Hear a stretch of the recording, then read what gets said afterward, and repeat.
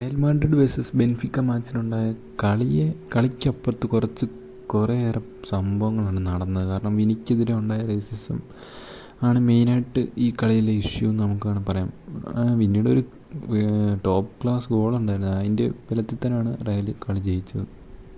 വിനിയുടെ ആ top class goal കഴിഞ്ഞിട്ടാണ് ഈ പ്രശ്നങ്ങൾ മൊത്തം ഉണ്ടാകുന്നത്.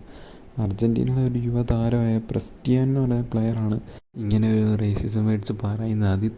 അതിന് പുറമെ ഉണ്ടായ പ്രശ്നങ്ങളാണ് കളിയിൽ മെയിനായിട്ടുള്ളത്. പിന്നെ മൗറീനോയ്ക്ക് കിട്ടിയ റെഡ് കാർഡും കാര്യങ്ങളൊക്കെ കുറച്ച് പ്രശ്നങ്ങളായിരുന്നു. അടുത്ത പറയുകയാണെങ്കിൽ PSG വേഴ്സസ് മൊണോക്കോ മാച്ച്. കാരണം 2 ഗോളിന് പുറകെ ഇന്ന് PSG തിരിച്ചടിക്കുന്ന ഒരു കാഴ്ചയാണ് നമുക്ക് കാണാൻ സാധിച്ചത്.